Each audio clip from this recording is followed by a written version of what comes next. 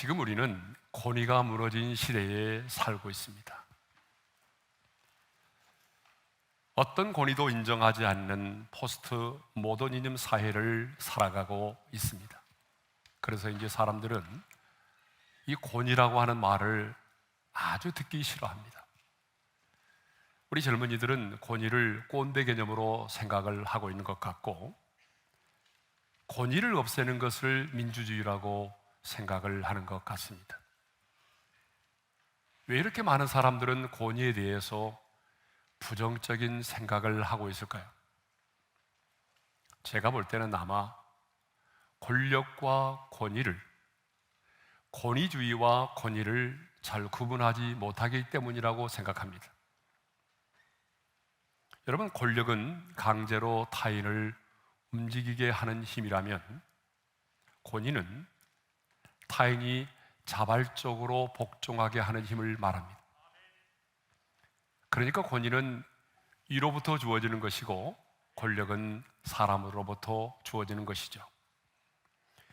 근원이 다르고 동기가 다릅니다.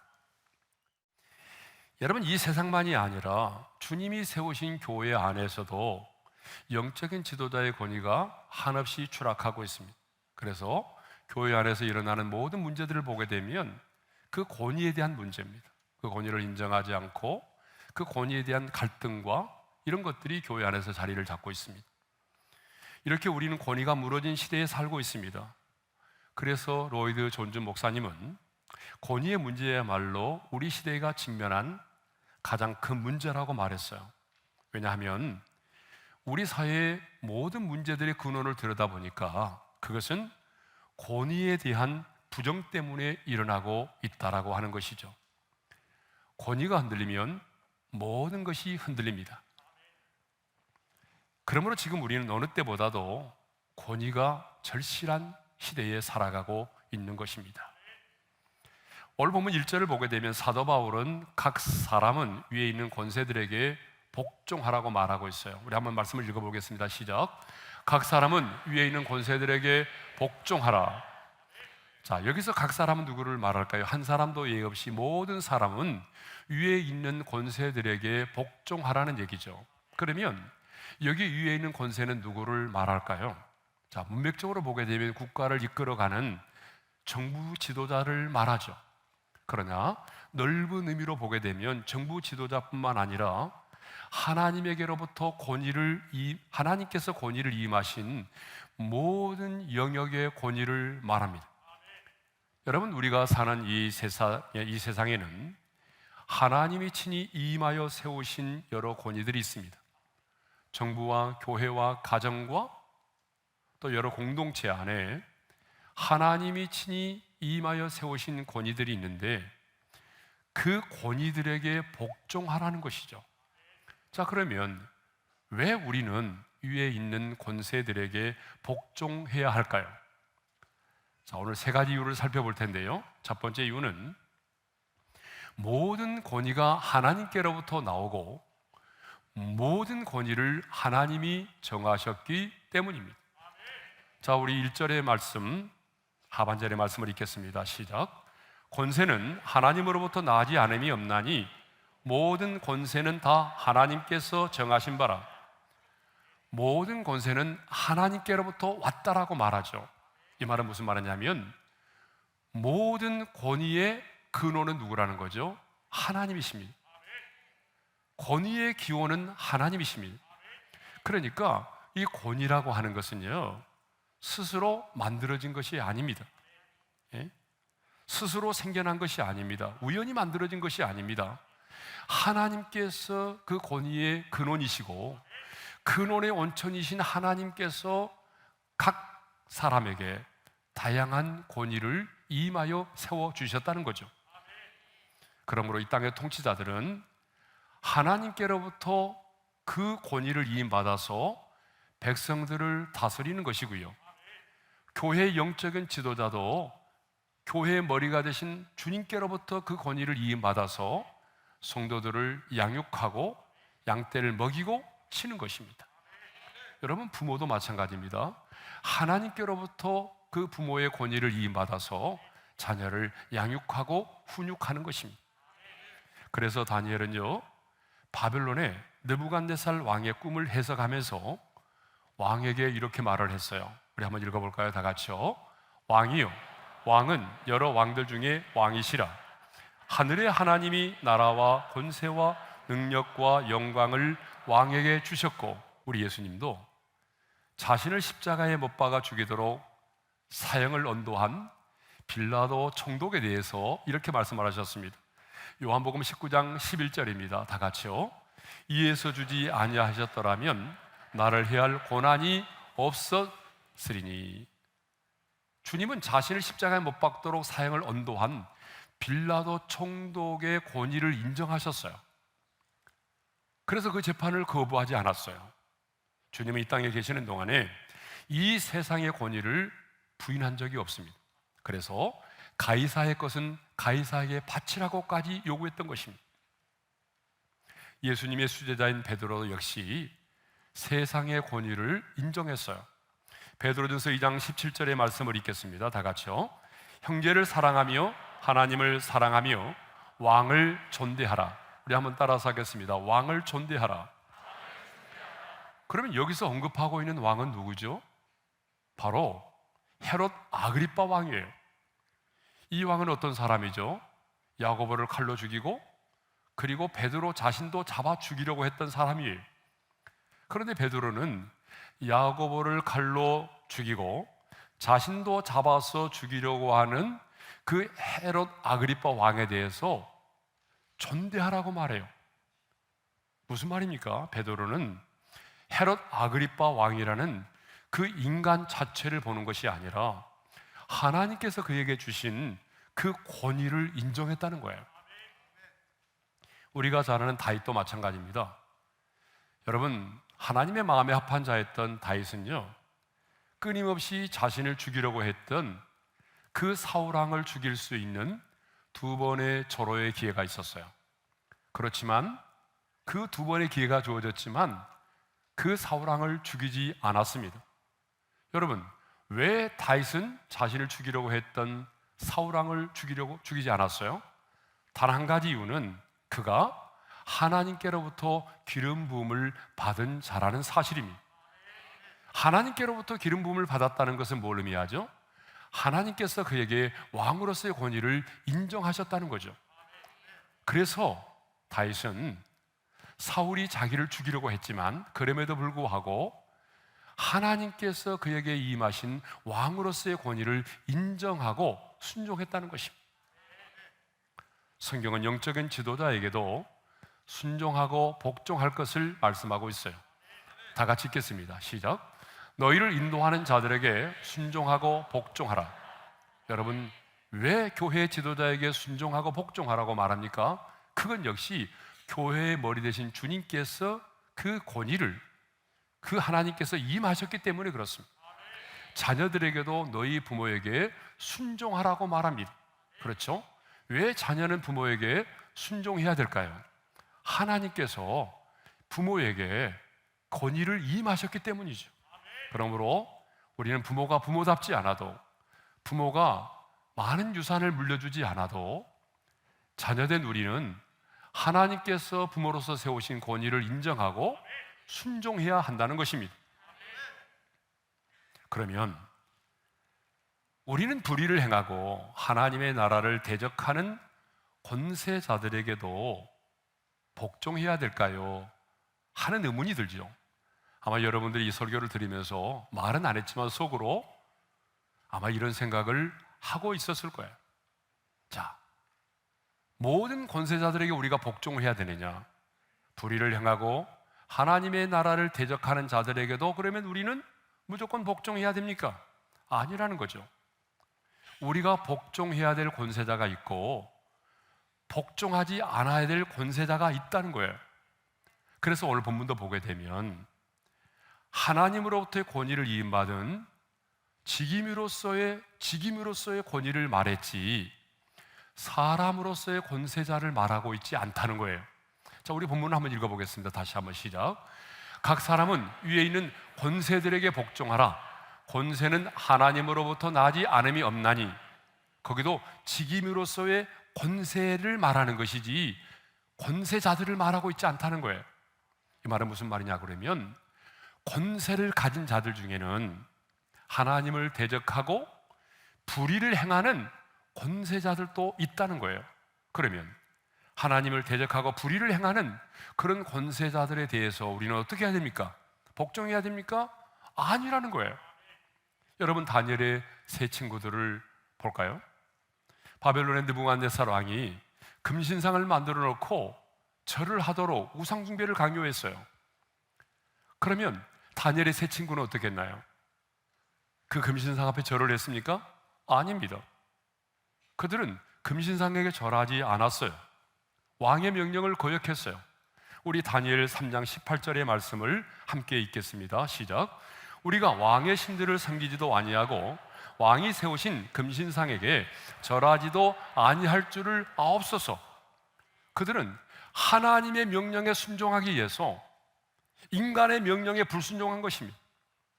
그런데 여러분, 더 중요한 사실이 있습니다. 그들은 그러한 왕의 명령에 불순종했어요. 거역했어요. 그렇지만 왕을 무시하거나 비난하지 않았다는 거예요.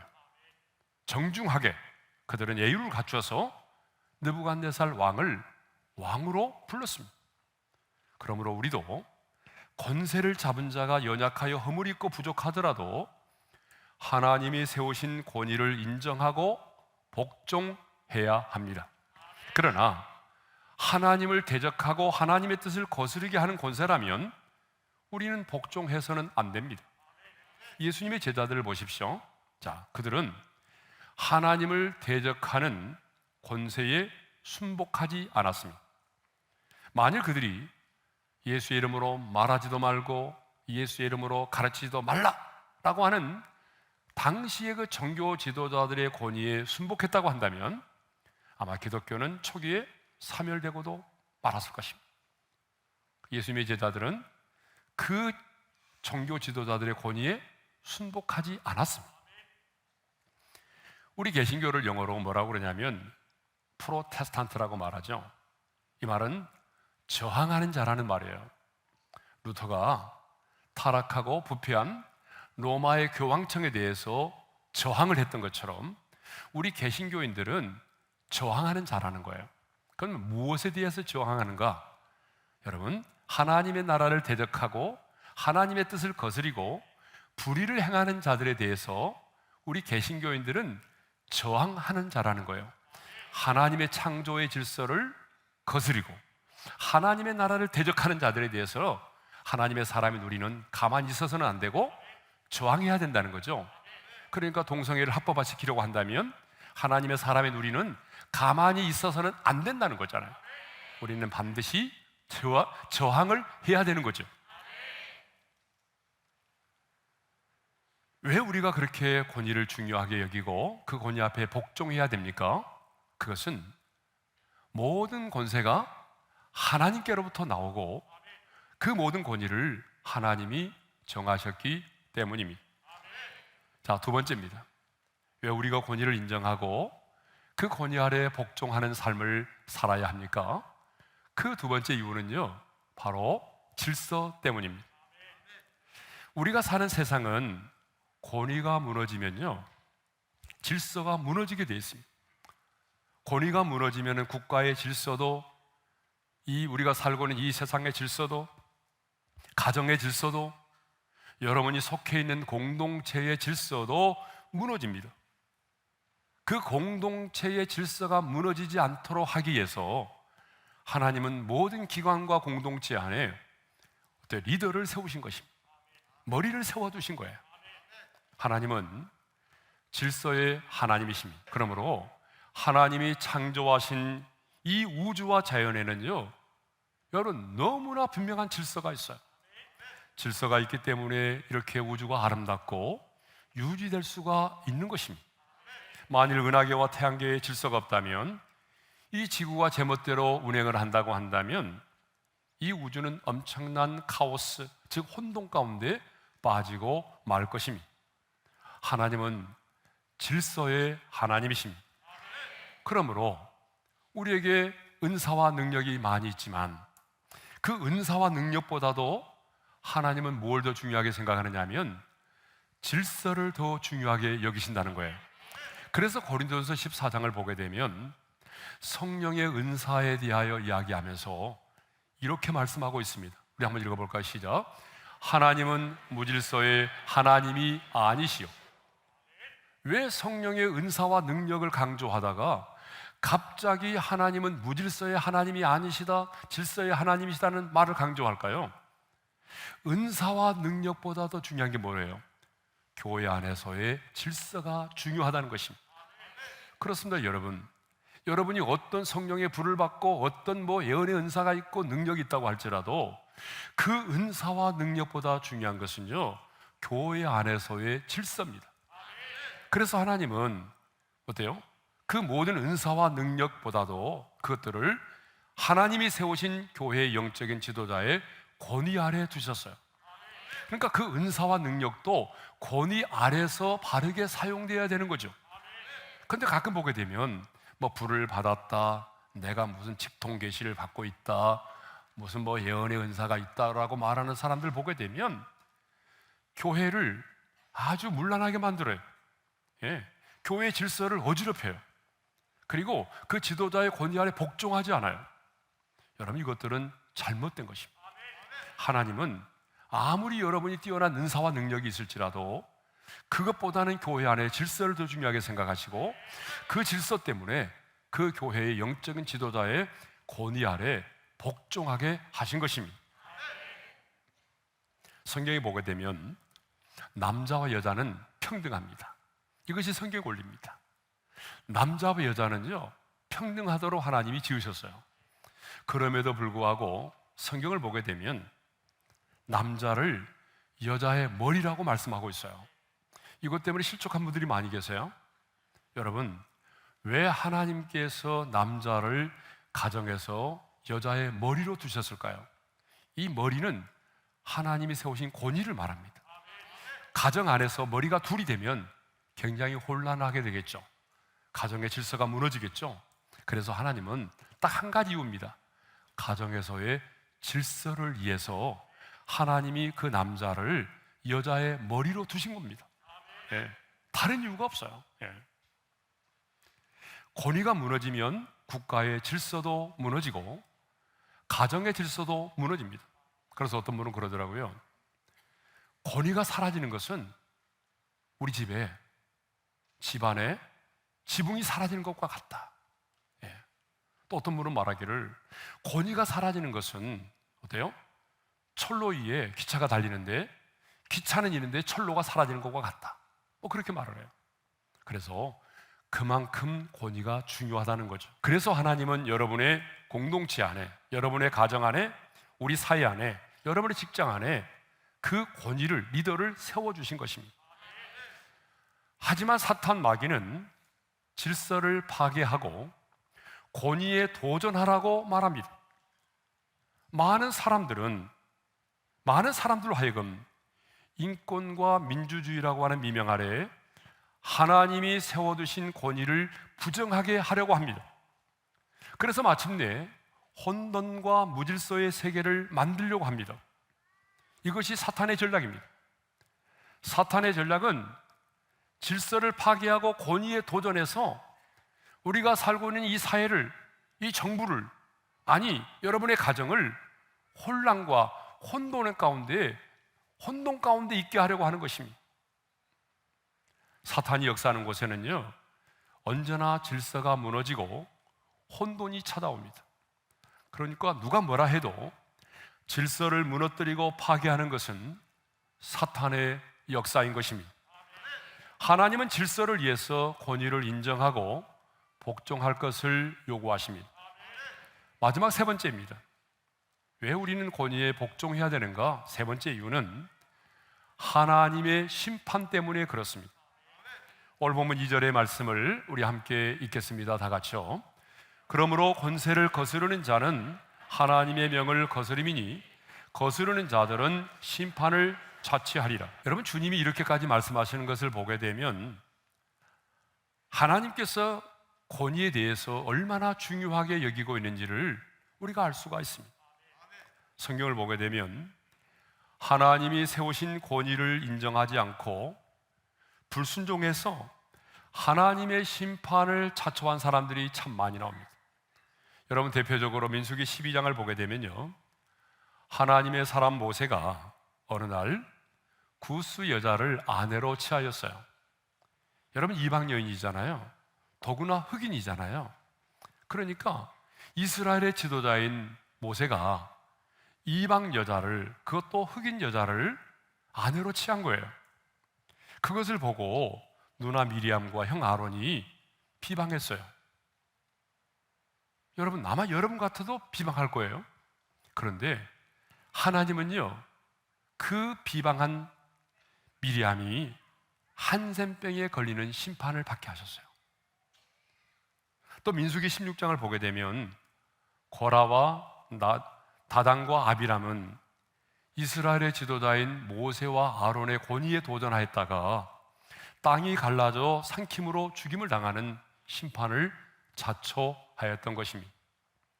창세기 9장을 보게 되면 노아의 아들들이 나오죠. 그런데 이 노아의 두 아들 셈과 야벳은 아버지가 술에 취해서 벌거벗고 누워있을 때에 그들은 어떻게 했어요? 겉옷을 가지고 뒷걸음질 치고 들어가서 아버지의 허물을 덮어주었어요. 그런데 이 함이라고 하는 아들은 아버지의 허물을 덮어주는 것이 아니라 동네방네 다니면서 까발리면서 들춰냈어요. 그런데 하나님은 아버지의 허물을 덮어주면서 아버지의 권위를 인정했던 두 아들을 하나님이 축복하셨어요. 왜요? 아버지의 허물을 덮어주고 아버지의 권위를 인정했기 때문이죠. 그런데 하나님은요, 아버지의 허물을 까발리고 아버지의 그 권위를 인정하지 않았던 함의 후손들을 저주하셨어요. 이런 하나님의 심판을 보게 되면 하나님이 세우신 권위를 인정하지 않고 복종하지 않는 것이 얼마나 크고 무서운 것인가를 알 수가 있습니다.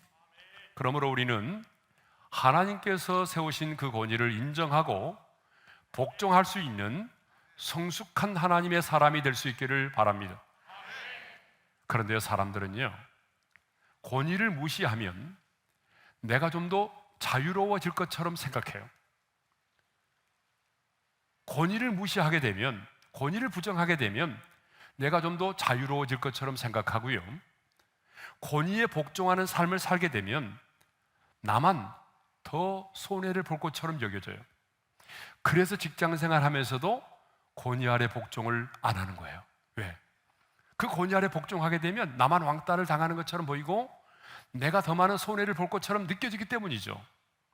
그런데 여러분, 아닙니다. 아담과 하와를 보십시오. 그들은 더 많은 자유를 얻기 위해서 하나님의 권위에 도전했잖아요. 그렇죠? 더 많은 자유를 얻기 위해서 스스로 인간이 주인이 되는 인간의 나라를 만들고자 하나님의 나라를 부정하고 하나님의 권위에 도전해서 선악과를 따먹었잖아요. 그런데 여러분, 결과를 보세요. 더 많은 자유를 얻었습니까? 여러분, 하나님의 권위에 도전했는데 더 많은 자유를 얻었습니까? 아니죠. 에덴 동산에서 추방을 당했습니다. 더 많은 자유함을 얻었습니까? 아닙니다. 죄와 죽음의 법에 매임을 당하게 됐습니다. 그리고 하나님의 보호하심과 공급하심의 축복을 누리지 못하게 되었습니다. 그렇습니다. 우리가 하나님이 세우신 권위를 인정하지 않고 도전하면 자유가 아닌 방종에 이르게 됩니다. 그리고 더 놀라운 사실은 내가 그 권위를 도전하면, 인정하지 않고 권위에 도전하게 되면 사탄이 나를 합법적으로 지배할 수 있도록 나를 내어주는 겁니다. 아담과 하와가 그랬잖아요. 그리고 방금 말씀드린 것처럼 하나님의 공급하심과 보호하심의 축복을 더 이상 받지 못하게 되는 것입니다. 사랑하는 성도 여러분, 지금 우리는요, 권위가 무너진 시대에 살고 있습니다. 그러나 우리 하나님은 권위를 아주 중요하게 여기십니다. 그러므로 우리는 그 사람의 성격이 마음에 들든지 마음에 들지 않든지 간에 하나님이 임하신 권위를 인정하고 그 권위 아래에 복종하는 그런 삶을 살아가시기를 바랍니다. 무엇보다도 권위에 복종하는 삶을 살 뿐만 아니라 내 자신이 잃어버린 권위를 회복할 수 있기를 바랍니다. 교사는 교사로서, 그리고 직장의 상사는 상사로서, 엄마는 엄마로서, 아빠는 아빠로서, 남편은 남편으로서, 영적인 지도자는 지도자로서 그 잃어버린 권위를 회복할 수 있기를 바랍니다.